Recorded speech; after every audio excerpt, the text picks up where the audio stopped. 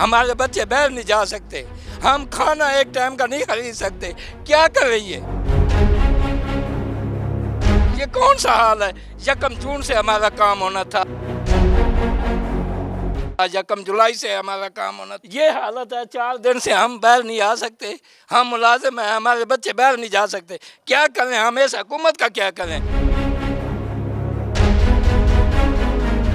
آپ دیکھ سکتے ہیں کہ یہ لوگ اس وقت اپنے گھروں کے باہر جو ہے وہ بیٹھے ہوئے بے بسی کی تصویر بنے ہوئے ہیں کہ جناب وہ گھروں سے باہر نہیں آ سکتے، بچے اسکول نہیں جا سکتے، جو لوگ ہیں یہاں پر نمازی حضرات وہ نماز پڑھنے کے لیے نہیں جا سکتے۔ تو حالات آپ کے سامنے ہیں، یہ دکان ہے، یہ میرے کیمرہ مین اگر یہاں پر قرار آپ کو دکھائیں گے تو یہ دکان کے باہر جناب پانی جمع ہے، یہاں پر ان کا جو کاروبار ہے وہ متاثر ہوا ہے، لوگوں کے گھروں میں پانی جو ہے وہ گھس چکا ہے۔ آپ یہ دیکھ سکتے ہیں کہ لوگوں کے گھروں میں پانی گھس رہا ہے، تو یہاں جو لوگ ہیں وہ اپنی، اور صرف یہاں پر صرف 1 گھنٹے کی بارش ہوئی ہے، اگر یہاں پر بارش زیادہ ہو جائے تو شاید یہاں سے آپ یہ کہہ لیں کہ گاڑی بھی جو ہوتی ہے وہ ڈوب جاتی ہے۔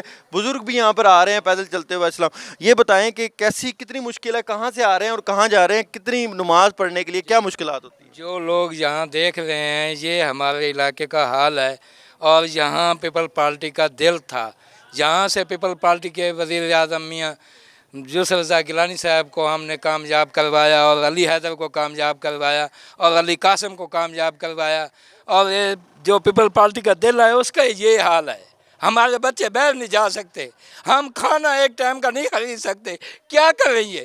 یہ کون سا حال ہے؟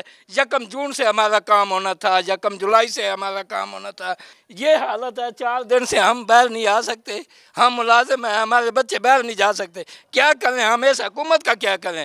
جو ہم نے بچوں کے ساتھ جو سلوک ہو رہا ہے ہمارے ساتھ، یہ تو ستیلی ماں جیسا ہے، ایسا نہیں ہونا چاہیے، حکومت کو سوچنا چاہیے ہمارے بارے میں۔